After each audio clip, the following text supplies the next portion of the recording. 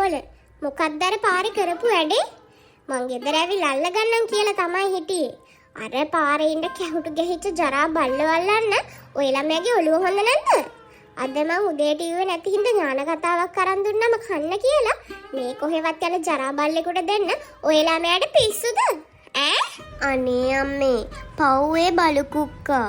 එයා ගොඩක් බඩගින්න හිටියේ. මගේ පස්සෙන් ආව මං ඥාන කතාව කනවා දැකලා මට පව් කියලා හිතුණා. ඒ හින්දායි මම්මගේ අතේ තිබුණ ඥාන කතාව දුන්නේ. අනේ අම්මපා ඔහේ හිතන් ඉන්නේ තාත්තා ගස් වලින් කඩලා සල්ලි අරන් එනවා කියලාද?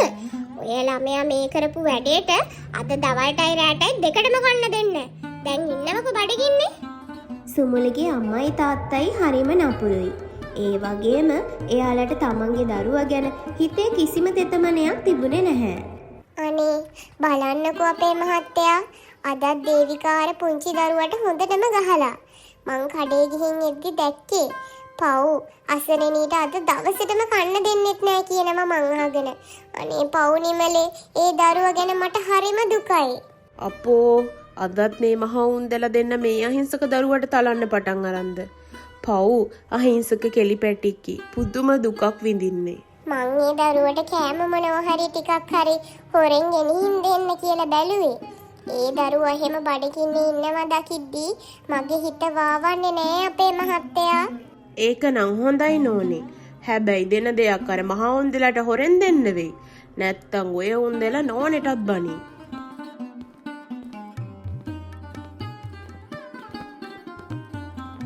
අනේ කම්මලා නැන්දේ මාව නැන්දලගේ ගෙදර එක්කන් යන්නකෝ. මම බලු පැටියෙක්ට කන්න දුන්නා කියලා අම්මා මාව එළියට දාලා වැහුවා. අපි ඔයාව ඕනේ වෙලාවක අපේ ගෙදර ගෙනිහින් තියාගන්න කැමතියි පුතේ. ඒත් ඔයාගේ අම්මයි තාත්තයි ඒකට කැමති වෙන එකක් නැහැනේ. පුතාට බඩගිනිද? අනේ මට ගොඩක් බඩගිනි නැන්දේ. ඉන්නකෝ මම පුතාට ලැවරිය දෙකක් අරන් ආවා. පුතා ඒක කන්නකෝ. ආහා කමලා මොනවද ඔය මේ කෙල්ලට දෙන්න හදන්නේ? මං අද උදේ ලැවරිය ටිකක් හැදුවා අක්කේ. මේ දරුවත් කන්න ආස වෙයි කියලා මං අරන් ආවේ. අනේ මේ කමලා ඔහෙලා මේ ගෙදරට කෑම අරන් එන්න ඕවනාවක් නැහැ. අපි අපේ ගෙවල් වල දේවල් බලා ගන්න. කොහෙද ඉතින් ඔහෙලාට තමන්ගේ පවුලක් ගැන බලා ගන්නවත් දරුවෙක් මල්ලෙක් ඉන්නවා කියලා ඈ? අනේ මේ පොඩි දරුවා මේ අවකාශ ටිකේ එළියේ ඉන්නවා දැක්කම මට දුක හිතුණා දේවිකා අක්කේ. මට කියලා දරුවෙක් නැති කතාව ඇත්ත. ඒ වුණත් මම මේ ලෝකෙට බිහි කරපු දරුවා කවුරු හරි ස්පිරිතාලයෙන් දෙදීම හොරකම් කරගෙන ගියේ නැත්තම් මමත් අද අම්මා කෙනෙක්. මටත් දරුදුක දැනෙනවා. අනේ මේ කමලා අපේ වෙලාව නාස්ති කරන්න දෝ යනවද යන්න. අපි අපේ ප්‍රශ්න විසඳ ගන්න. කවුරුත් ඒවට ඇඟිලි ගහන්න ඕනේ නෑ. මං ගිහින් එන්නම් අක්කේ එහෙනම්. තමුන් තමයි මේ සේරටම මුල. අපිට ලැජ්ජා කරනවා. මේ ළමයා නම් අපේව විනාශම කරන්න ආපු ළමෙක්ද කොහෙද? දැන් ඉතින් රෑ වෙනකම් ඔහොම ඉන්නවා. කමලා කියන්නේ දේවිකාගේ නෑනා. කමලා දේවිකාට පොඩ්ඩක්වත් කැමති නෑ. මොකද කිව්වොත් දේවිකා කමලටත් වඩා මේ දරුවට ආදරේ හින්දා.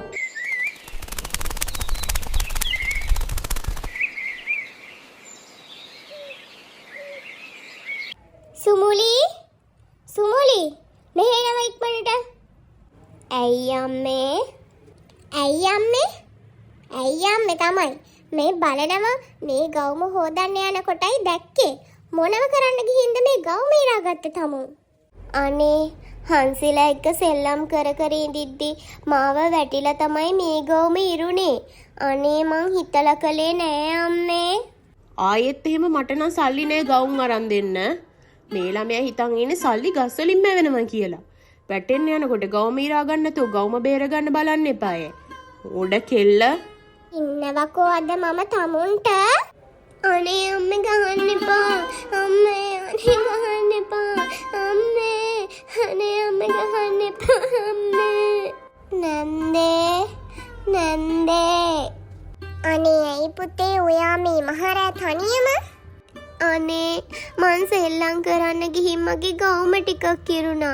ඒකට මට අම්මයි තාත්තයි හොඳටම ගැහුවා නැන්දේ.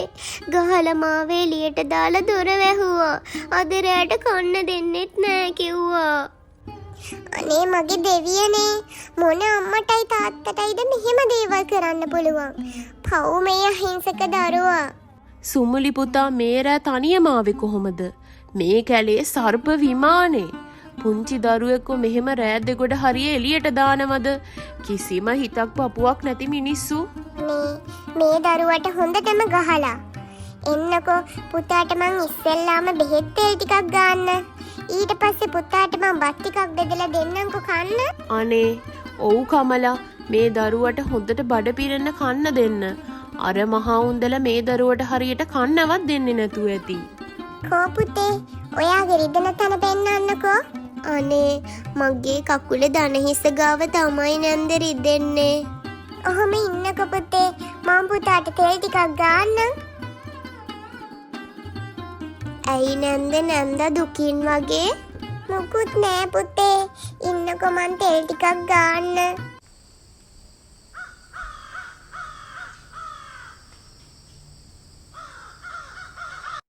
අනේ මටත් නැන්දයි මාමයි වගේ අම්මයි තාත්තයි කෙනෙක් ලැබුණා නම් මට ගොඩක් සතුටින් ඉන්න තිබුණා. අනේ මාව මෙහෙ නවත්ත ගන්නකො නැන්දේ. මට හැමදාම රැට එළියේ නිදාගෙන එපා වෙලා තියෙන්නේ. අපි ඔයාව ඕනෙම වෙලාවක මෙහි නවත්ත ගන්න කැමතියි පුතේ. ඒකට ඔයාගේ අම්මයි තාත්තයි කැමති වෙන එකක් නැහැනේ. එයාලා නොපෙන්නුවට ඔයාට ආදරේ ඇති පුතේ. අනේ එයාලා මට ආදරේ නෑ නැන්දේ. නැන්දයි මාමයි තමයි මට ආදරේ.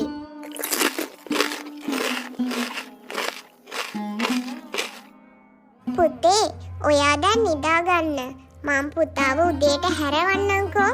බෙහෙත් තෙල් වලට පුතාගේ වේදනාව අඩු වෙයි. පුතා නිදා ගන්න.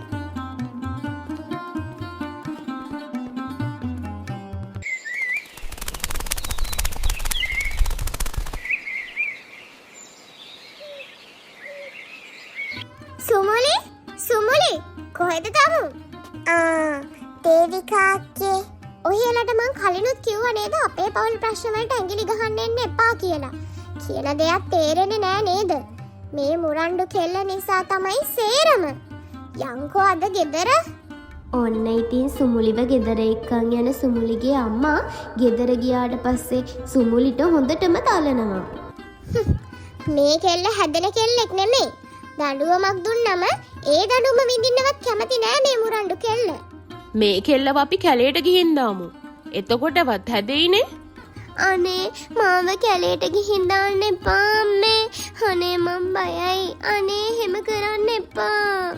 සුමුලි කොච්චර ඇඬුවත් සුමුලිගේ අම්මයි තාත්තයි සුමුලිව කැලේට ගිහින් දැම්මේ හිතේ කිසිම තෙතමනයක් නැති විදිහටයි. අනේ අම්මේ මාව දාලා යන්න එපා, මට බයයි. අනේ අම්මේ, අනේ මාව එක්කන් යන්නකෝ. අනේ අම්මේ මට බයයි. කොට වහගන්නයි කිව්වේ. ඔය ළමයා මේ දඬුවමෙන්වත් හැදෙන්න ඕනේ. අපි යමු යන්න. අනේ අම්මේ යන්න එපා.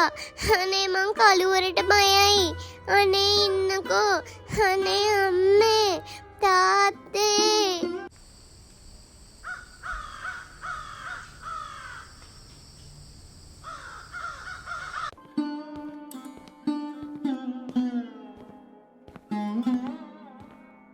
දරු ඔයාට මොකද වුනේ?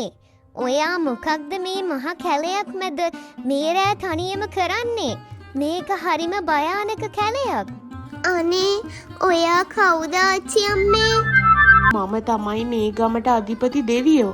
ඔය දරුවා බය වෙයි කියලයි මම මේ වයසක ගැහැණු කෙනෙක්ගේ රූපයෙන් ආවේ. මොකක්ද මේ දරුවට උනේ?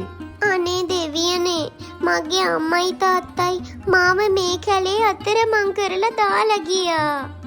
අනේ ඇත්තටම මෙහෙමත් දෙමව්පියෝ මේ වගේ කැලේක පුංචි දරුවෙක් දාලා යනවද? මං ඔයාව ගෙදරට යවන්නම්. ඉන්නකෝ. මං ඔයාට තව රහසක් කියන්නම්.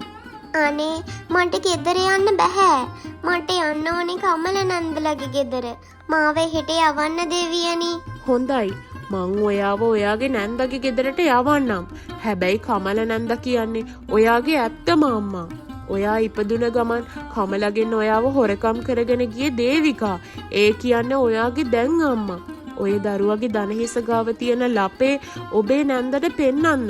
එවිට සියල්ල තේරුම් යාවි. මං ඔබව ගෙදර යවන්නම්.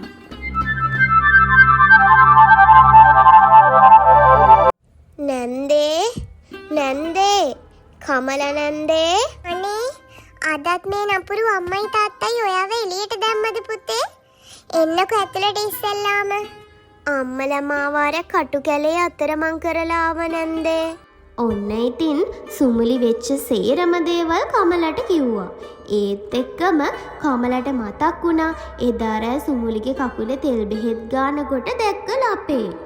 අනේ මේ තමයි මගේ හොරකම් කරපු දරුවා. අනේ මට හිතා ගන්නත් බෑ. මට මගේ දරුවා එමත් ලැබුණා. ඔයා දුක් විඳ කාලේ ඉවරයි පුතේ. ඔන්න ඉතින් අන්තිමට කමලට එයාගේ දරුවා ආයෙමත් ලැබුණා. එදා රෑ සුමුලිව අතරමං කරලා එන ගමන් හිටපු සුමුලිගේ අම්මවයි තාත්තවයි නායක දෂ්ට කරලා මෙතනම නිය ගියා. සුමුලි ඊට පස්සේ තමන්ගේ ඇත්තම අම්මයි තාත්තයි එක්ක සතුටින් ජීවත් වුණා. ඔයාලා මේ කතාවට කැමති නම් කමෙන්ට් එකක් දාගෙන යන්නකෝ. ඒ වගේම ඔයාලා මේ වීඩියෝ එකට කැමති නම් ලයික් එකක් දාලා මාව සබ්ස්ක්‍රයිබ් කරගෙන යන්නත් අමතක කරන්න එපා.